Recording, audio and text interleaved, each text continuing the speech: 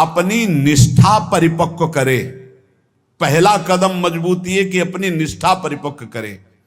कोई तुम्हें साथ नहीं देगा, कोई तुम्हारा इस मार्ग में मित्र नहीं होगा। जिसको मित्र बनाओगे वो घसीट लेगा प्रपंच की तरफ। आपको अकेले चलना है। आज तक का पूरा खुद का अनुभव है, इस मार्ग में अकेले चलना है। इस मार्ग में हमको मरना है।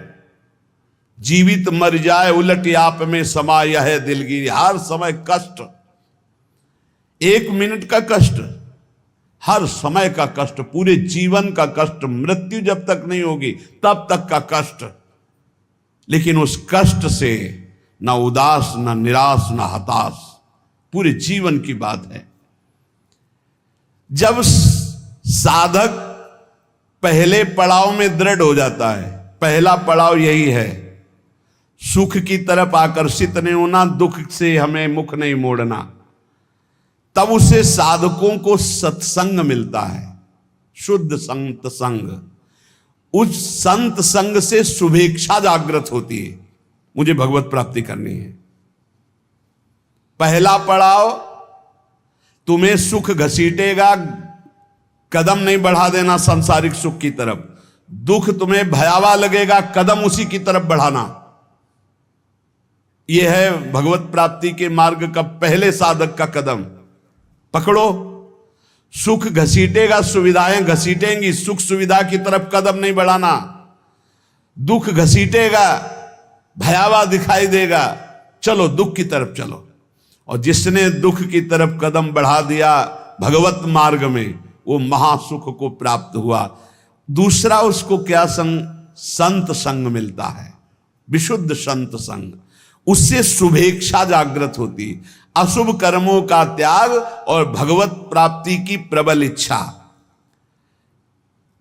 ऐसे पुरुष को प्रापंचिक रिश्ते नातेदारों से बैठकर बात करना, ये सब कुछ अच्छा नहीं लगता। पहला पड़ाव भोगों की सुविधा मिलेगी उसकी तरफ से ना बोलना है। दुख है परमार्थ में, ये दिखाई दे रहा है आपको, लेकिन दुख नहीं, महासुख है। जैसे संसार में सुख है ये दिखाई दे रहा है, लेकिन ये भगवान कह रहे हैं दुखालय है, इधर सुख नहीं है।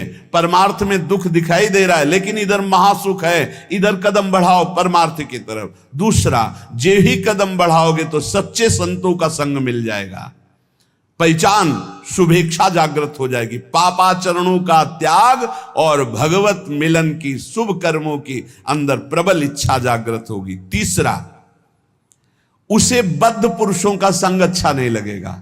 ये रिश्तेदार, नातेदार, सांसारिक भोगों में फंसे हुए लोग, ये अच्छा नहीं लगेगा। भले वो संसार के बीच में रह रहा है, लेकिन उसको इनसे प्रपंच की बातें करना, संसार के लोगों की रिश्ते नाते की बातें, ये अच्छा नहीं लगता। आंतरिक जब मन का आकर्षण भोगों की तरफ होता है, उस भोगों से मन को जलाते हुए परमार्थ की तरफ चलना है। क्या जाने संसारी पुरुष, इनको तो जब जो इच्छा हुई सो भोग लिया, ये क्या जाने चढ़ाई को, ये तो खिसकते हुए गए नरक की तरफ। और वो जब साधक संभल कर चलता है तब इनको लगता है नहीं नहीं, परमार्थ में इतनी ऊंचाई पर नहीं, भ्रष्ट करने के लिए वो उपदेश देते। तो बद्ध पुरुषों का संग ऐसे साधकों को अच्छा नहीं लगता। उसको अच्छा लगता है भगवत प्रेमी महात्माओं का संग, भगवत मार्ग की चर्चा करने वाले, कैसे हम माया पर विजय प्राप्त करें, कैसे भगवान से अनुराग प्राप्त करें। सजाती संतों का संग अच्छा लगने लगता है, और उसमें संतों के प्रति जो भाव आया उससे सद्गुणों की वृत्ति बढ़ने लगती है। सद्गुण जो भगवान को प्रसन्न करे, सद्गुण जो भगवान की प्रीति प्रदान करे। प्रपंच से पूरा मन हट जाता है उस साधक का। चौथी स्थिति आई, प्रपंच से पूरा मन हट जाता, बिल्कुल अच्छा नहीं लगता। जैसे स्वप्न झूठा, ऐसे संसार झूठा दिखाई देने लगता है। उमा कहूं मैं अनुभव अपना, सत हरि भजन जगत सब सपना। तब उसका हृदय, बहुत ध्यान देने योग्य, भगवान अपनी तरफ घसीटने लगते हैं। इतनी स्थिति के बाद ये संयोग वही बनाते हैं। श्री तुकाराम जी कहते हैं, फिर चित्त ऐसा घसीटते हैं, देव वसे ज्याचे चित्तिम त्याची घड़ावी संगति। ऐसा चित्त घसीटा कि अब तड़पड़ाहट प्रकट हो गई, व्याकुलता प्रकट हो गई भगवत मिलन की चाह की। फिर भगवान सिद्ध सदगुरुदेव की समर्पण वृत्ति करवाते हैं।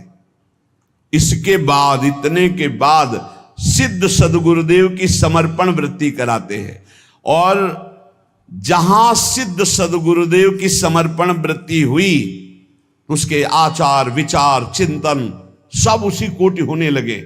महापुरुषों का प्रभाव होता है कि बहुत कम समय में, जो हजारों वर्ष की साधना से नहीं होता, कम समय में परिवर्तन प्रारंभ होना शुरू हो जाता है। उसमें वो सब सामर्थ्य आने लगती, वो सद्गुण आने लगते हैं जिससे वो प्रभु को रिझा सके।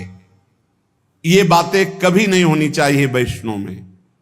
पराई स्त्री का काम भाव से स्पर्श, संयोग, दृष्टि, चिंतन, संभाषण पूर्ण रूप से त्याग होना चाहिए। पराई स्त्री की वैष्णवजन गृहस्थ भी होते हैं, वैष्णवजन विरक्त भी होते हैं। तो जो गृहस्थ हैं वो अपनी स्त्री में धर्मानुकूल, और जो विरक्त हैं भगवत भाव से। पहला वर्ज, पर स्त्री के प्रति दोष दर्शन, पर स्त्री के प्रति भोग वृत्ति की भावना बिल्कुल त्याग दे, नहीं भगवत मार्ग में आगे नहीं बढ़ पाएगा। दूसरा, छल कपट आदि करके दूसरे का धन अपहरण करने की बात रखना कभी नहीं होना चाहिए। दिखावा करके, दंभ करके, पाखंड करके, किसी भी तरह से दूसरे से धन ऐंठने की इच्छा रखना, फिर आप वैष्णव पद्धति में फिसल जाएंगे, आगे नहीं बढ़ पाएंगे। तीसरा, किसी की भी निंदा करना नहीं करना है। पर निंदा बिल्कुल ना सुननी है ना करनी। अगर वैष्णव धर्म में स्थित रहना है, परम आनंद प्राप्त करना है, पहला नियम किसी भी माता बहन के प्रति काम भाव नहीं। दूसरा नियम किसी के भी धन को किसी भी तरह से ठगाई ना करे। तीसरा, पर निंदा ना सुने ना पर निंदा करे। चौथा, जो संतों ने भोजन निषेध किया वो नहीं करना चाहिए। मांस, मद्य, मछली, अंडा और जैसे प्याज लहसुन, इनको त्याज्य। प्याज लहसुन तमोगुणी है, तमोगुणी होने के कारण इसका त्याग किया गया है। वो अंदर से भजन की वृत्ति छीण करता है, तुम जान नहीं पाओगे। इसीलिए संतों ने अनुभव करके इसका त्याग किया। प्याज लहसुन निषेध है केवल तमोगुण के कारण, वो तमोगुण की वृत्ति बढ़ाता है। तमोगुण जो है निद्रा, आलस्य, प्रमादोत्थम तत्तामस मुदाहृतम, भजन में निषेध है, इसलिए निषेध किया गया है। और मद्य, मांस, मछली, अंडा ये तो बिल्कुल निषेध किया गया है। वैष्णव होकर अगर इनकी तरफ या भक्त होकर जरा भी ऐसी दृष्टि रखता है तो पाखंडी है, वो भक्त नहीं है जो ऐसे जीवों को कष्ट देकर अपना उदर पोषण करना चाहे। पांचवा, वर्ज में मन से, वाणी से, शरीर से किसी की हिंसा न करे। ये काया वाचा मानुषा अगर किसी को दुख देता है तो भगवत मार्ग में नहीं चल पाएगा।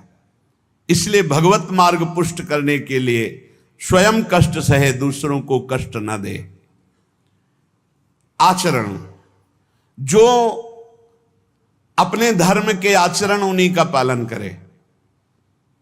जो हमारे गुरुदेव ने, हमारे आचार्य ने हमारा दिनचर्या बना दी, जो हमारा नियम बना दिया, हमको उसी के अनुसार चलना है। अपने आचार्य प्रदत्त धर्म में स्थित रहने में कभी संकोच न करें। दूसरा क्या करता है मैं नहीं देखना, हमारे आचार्य ने जो हमें आदेश किया हमको उसी मार्ग में चलना है। जो विधि निषेध किया गया उसका पालन करें। ये नहीं करना, ये करना है, इसे विधि और निषेध कहते हैं। विधि कहते हैं ये करना है, निषेध नहीं करना है। जो कहा गया है वैसे ही चले। प्रभु को प्रसन्न करने के लिए संतों के जो उपदेश है वो सर्ववंद्य हैं। इसलिए अपने धर्म के अनुसार जो आचार्य ने आपको उपदेश किया, गुरु ने उपदेश किया, जो ऐसे चलता है वो कर्म बंधनों पर विजय प्राप्त कर लेता है। 15वां, वैष्णव का परम स्वभाव है परोपकार करना, दूसरों को सुख पहुंचाना। सर्वम विष्णुमयम जगत, सब भगवत स्वरूप है।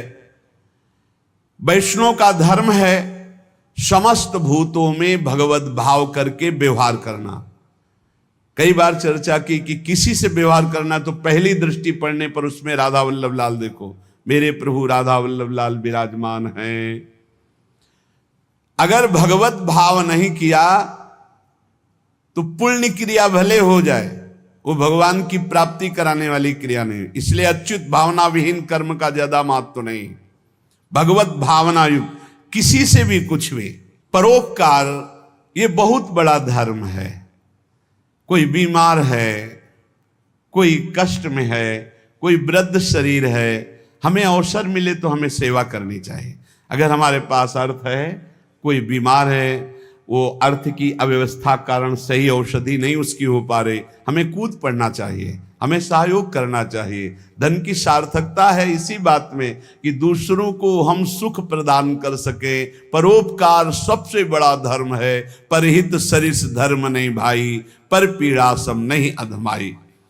श्री तुकाराम जी महाराज कह रहे हैं कि जब हृदय में भ्रांति उत्पन्न हो जाती है, भ्रांति क्या, भगवान में सुख है ये ना मानकर, भोगों में सुख है ये मानकर जब जीव बहने लगता है तो लुभायमान हो जाता है भोगों से,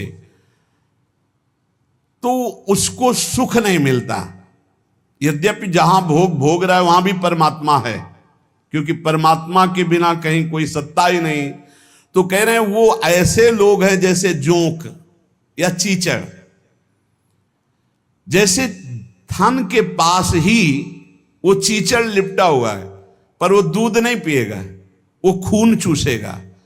ऐसे ही जहां तुम भोग दृष्टि कर रहे हो वही परमात्मा है, उसमें ही परमात्मा है। और सही पूछो तो वही परमात्मा है, क्योंकि जड़ चैतन्य वही बना हुआ है। तुम जिसे भोग दृष्टि से देख रहे हो, चीचड़ की तरह तुम दुख भोग रहे हो, उस सुख सिंधु परमात्मा को नहीं समझ पा रहे। जैसे जोंक है, लिपटेगी वो खून ही पिएगी।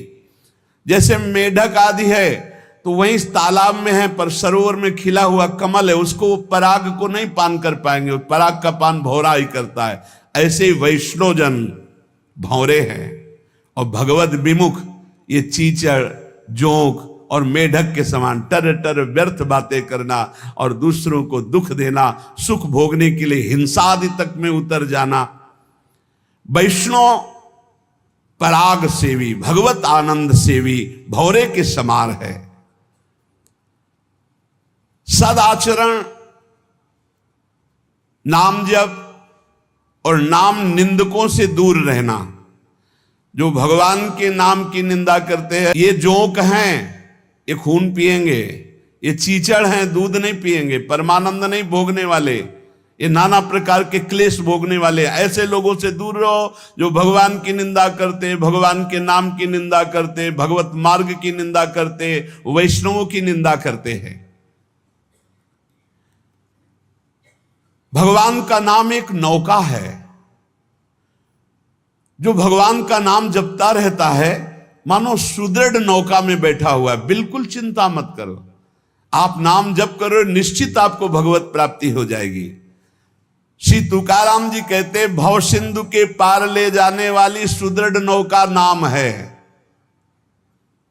बस बैठ गए नाम में तो अब किसी की मत सुनो, ये आपको पार कर देगी। और तो और की बात रे, गोस्वामी जी कह रहे, नाम लेत भव सिंधु सुखाही, करहु विचार सुजन मन माही। नाम लेते भव सिंधु सूख जाएगा, है ही नहीं जहां पार होना हो। खूब नाम जप। ये देखो बड़े बड़े महापुरुषों की बातें हम इसलिए खोज खोज कर आपको सुनाते हैं, आपका दृढ़ विश्वास हो जाए। नाम एक सुदृढ़ नौका है। जो खूब नाम जप करता है वो सुदृढ़ नौका में बैठा हुआ भव समुद्र पार हो रहा है। बिल्कुल किसी की बात मत सुनो। बड़े बड़े सिद्ध महापुरुषों के जीवन चरित्रों को पढ़ के देख लो, केवल भगवान नाम से ही सिद्ध हुए हैं।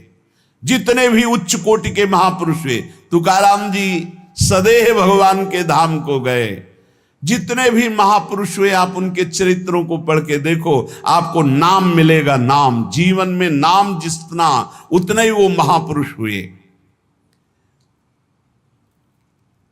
बीज पेड़ से ही प्रकट होता है, पर पेड़ बीज से ही प्रकट होता है। बताओ भाई, बीज फूटता है तब पेड़ प्रकट होता है, और पेड़ से ही बीज प्रकट होता है। तो पहले क्या हुआ? बड़ा विचित्र है।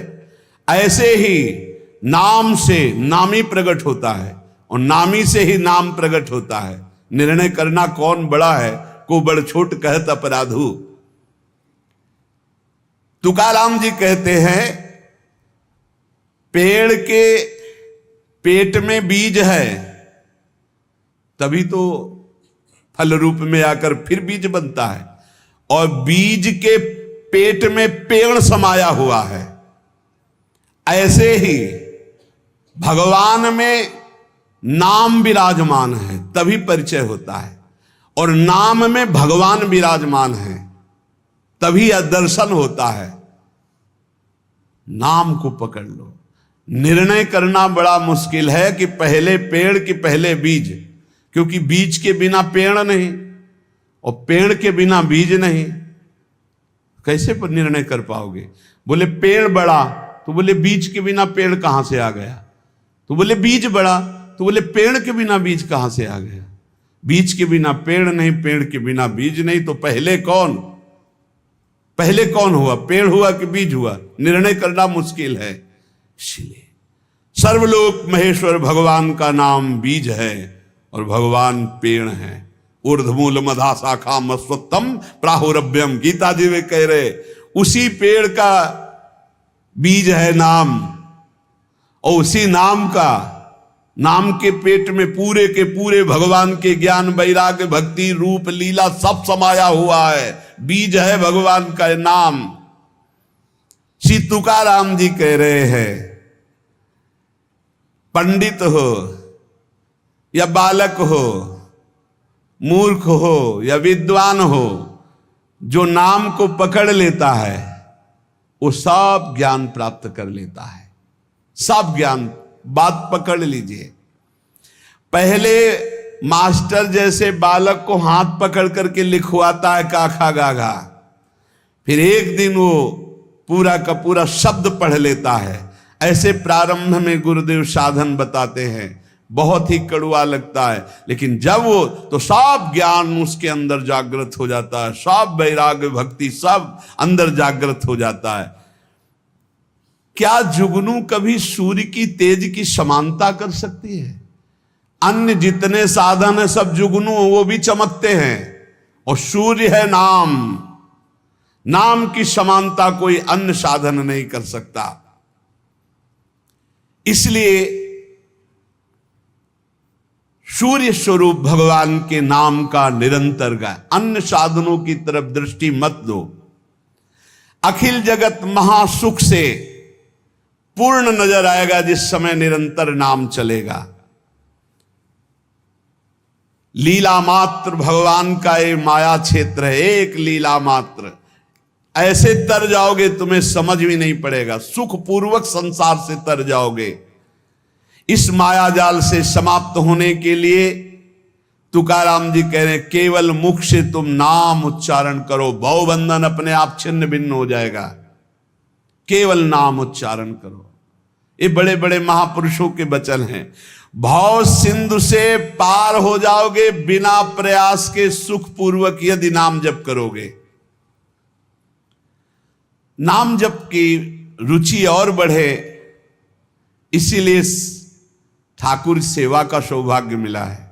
जैसे जैसे हृदय पवित्र होगा अपने आप नाम जप स्फुरित होने लगता है। तो जब ठाकुर सेवा का तुम्हें अवसर मिले तो जरूर दौड़ भागो, क्योंकि वो नाम जप में प्रीति बढ़ाएगा। ठाकुर सेवा, श्री जी की सेवा, ये तुम्हारे भजन की वृद्धि कर देगी। इस पे कभी ऐसा मत सोचो कि एकांत में बैठकर अगर मैं नाम जप करता तो ठीक था, ये हमको तो सेवा में लगना। सेवा से नाम जप की प्रीति और बढ़ती है। अगर देवालय में सेवा मिले या अपनी कुटिया में ठाकुर सेवा विराजमान करके मिले। देखो, भांट की तरह उनकी स्तुति करो और तुच्छ नीच भाव रखकर अपने को उनकी सेवा में लगा दो, तो तुम्हारे हृदय में नाम सतत चलने लगेगा। जैसे सूतमागध बंदी जन राजा का गुण गाते हैं, ऐसे दैन्य होकर के प्रभु के गुण गाओ। देखो ना, बड़े बड़े महापुरुषों के, सूरदास जी के अश्रु चल रहे, पद गा रहे, ठाकुर जी बैठे सुन रहे। ये भगवत मार्ग है, प्रेमियों का मार्ग है। इसमें अलग दैन्य भाव होकर पद गायन कर रहे और एकदम अपने को नीच समझ करके प्रभु की सेवा में लगे। बड़ी कृपा है जो हमसे सेवा करवा रहे हैं, नहीं तो पापाचरण भी तो शरीर से हो सकते। दो बातें यदि हो रही तो तुकाराम जी कह रहे हैं कि नाम जब बहुत शीघ्रता से निरंतर चलने लगेगा। यदि श्री जी की सेवा और श्री जी के गुणों का गायन, लीला गायन दैन्य होकर, जैसे राजा के सामने कुछ चंद धन के लिए सूतमागध बंदीजन उनका जस गाते, ऐसे हम प्रेम के लिए अपने आराध्य देव का जस गाते हैं। श्री तुकाराम जी कह रहे हैं कि बड़े बड़े देवता भी इच्छा करते कि मृत्यु लोक में मानव देह में हमारा जन्म हो जाए, तो हम ऐसा भजन करेंगे कि भगवान को प्राप्त कर लेंगे, स्वर्ग से भी ऊंची स्थिति प्राप्त कर लेंगे। और तुम मृत्यु लोक के भोगों में फंसकर भगवान को छोड़ रहे हो। तुकाराम जी कह रहे हैं स्वर्ग के देवता इच्छा करते कि कभी भगवान हम पर कृपा करें, हमें मृत्यु लोक में मानव देह दे दे जिससे मैं भजन करके भगवान को प्राप्त करूं, और तुम मृत्यु लोक के भोगों में भगवान के भजन को छोड़ रहे हो। स्वर्ग के देवता स्वर्ग और स्वर्ग के भोग छोड़कर मृत्यु लोक में मानव देह में आकर भजन करके भगवान को प्राप्त करना चाहते हैं। आपको सहज में अवसर मिला मानव देह, अब मृत्यु लोक के भोगों में फंस करके नाम जप मत छोड़ो। इंद्रियां ये कलह करती ही रहेंगी यदि भगवत प्राप्ति नहीं हुई थी। मुझे ये भोग भोगना है, नेत्रेंद्री कहेगी मुझे देखना है, श्रवणेंद्री कहेगी मुझे सूंघना है, जनेंद्री कहेगी मुझे भूंगना। ये सब इंद्रियां, घ्राणेंद्री सूंघने की तरफ, श्रवणेंद्री सुनने की तरफ, भोग इंद्रियां भोगने की, कितनी कलह है। ये कलह तब तक बनी रहेगी जब तक भगवत प्राप्ति नहीं होगी। कल एक प्रश्न कर रहे थे कि मैं बैंक में ऑफिसर हूं, मेरी कामना थी कि मैं एक बड़ा पदाधिकारी बनूं, तो बन गया, लेकिन मुझे शांति क्यों नहीं मिली। मैं अधिकारी हूं, मेरे पास सब भोग सामग्री जो मैंने कामना की थी सब, फिर भी मन अशांत क्यों रहता है। उनका एक ही कारण है, मन को विश्राम भगवान के चरणों से ही मिलेगा। तब लग कुशल न जीव को सपने हो मन विश्राम, जब लग भजत न राम को शोक धाम तज काम। कह रहे हैं यहां तुकाराम जी, इंद्रियां परस्पर कलह करती रहेंगी जब तक भगवत साक्षात्कार नहीं होगा। जब इंद्रियों में अशांति, मन में अशांति, तो तुम्हें शांति का कैसे अनुभव हो जाएगा। देखो, बहुत ज्ञान की बात, तुम शरीर के रोम गिन सकते हो लेकिन भगवान की विभूतियों को नहीं गिन सकते। और जब तुम नाम जप करोगे तो सारी विभूतियां आप पर कृपा करेंगी, सारी विभूतियां आप पर कृपा करेंगी। मेरी जिससे प्राप्ति होती है वो शुद्ध पुण्यात्मा होता है। शुद्ध पुण्यात्मा वही है जिसके मुख में मेरा नाम होता है। तुकाराम जी कह रहे हैं, श्री भगवान कह रहे हैं, मेरी जिससे प्राप्ति होती है वो शुद्ध पुण्यात्मा होता है। शुद्ध पुण्यात्मा कौन होता है? जिसके मुख में मेरा नाम होता है, जो मेरा अनन्य गति का होता है, उसी को प्रेम प्राप्त होता है। और जो मेरे नाम का अनन्य हो जाता है उसे मेरी अनन्य गति प्राप्त होती है। पकड़ो, महापुरुषों के वचनों को पकड़ो, सब नाम है, सब नाम। जैसे गर्भिणी स्त्री को परोसा गया तो उसको जब तृप्ति हुई तो गर्भस्थ बालक को पुष्टता अपने आप प्राप्त हो जाती है। ऐसे ही जब भक्त प्रसन्न हो जाता है तो भक्त के हृदय में विराजमान भगवान अपने आप संतुष्ट हो जाते हैं। तो नाम जप करे और भक्तों की आराधना करे, अपनी कोई स्वतंत्र इच्छा ना रखे, अपनी इच्छा को भगवान की इच्छा में समर्पित कर दे। माली जल को जिधर ले जाता है उधर ही जल प्रवाहित होने लगता है। हमारे जीवन बगीचा के मालिक हैं भगवान गुरुदेव। जिधर वो हमको ले जा रहे हैं हमको उधर ही बहते चले जाना है। अगर उधर नहीं जाओगे तो प्रवाह फूट पड़ेगा और गलत दिशा की तरफ चला जाएगा। तुकाराम जी कह रहे हैं मधुर और विशद आनंद देने वाला भगवान का नाम है। देखो, जल में भेद नहीं होता, जल सब में गिरता है, लेकिन अपने भावानुसार उसका स्वरूप अलग हो जाता है। जल तो ईख में भी गिरता है तो वही जल मधुर गन्ने का रस बन जाता है, और जल धतूर में भी गिरता है जिससे उसका फल पुष्ट होता है, वो जहर बन जाता है। जल केले में गिरता है जिससे कपूर बन जाता है। जल सीपी में गिरता है तो मोती बन जाता है। जल तो समान भाव से बरसता है, लेकिन अधिकारानुसार उसका फल अलग अलग हो जाता है। तो जो उपासक भगवान में डूबा हुआ है वो महामधुर रस, विशद आनंद, विभिन्न विभूतियों का कृपा पात्र बन जाता है। और जो भगवान से विमुख है तो कृपा उनको भी की, मानो दे दिया है, पापाचरण करके अपने जहर जैसा जीवन बना लेते हैं, अशांति में जीवन बना लेते हैं। चित्त मगन होकर के जब नाम गुणगान करता है, जब वाणी कंठ अवरुद्ध होने लगता है, शरीर में रोमांच हो जाता है, आंखें अधकुली और अश्रु वर्षा होने लगती है, शरीर में आनंद की लहर तरंगायमान होकर कंपायमान शरीर को कर देती है, ऐसा जब सुख प्रकट होता है तो जीव की जीव दशा नष्ट हो जाती है और वो भगवत स्वरूप हो जाता है। बनावटी नहीं, स्वाभाविक ये स्थिति।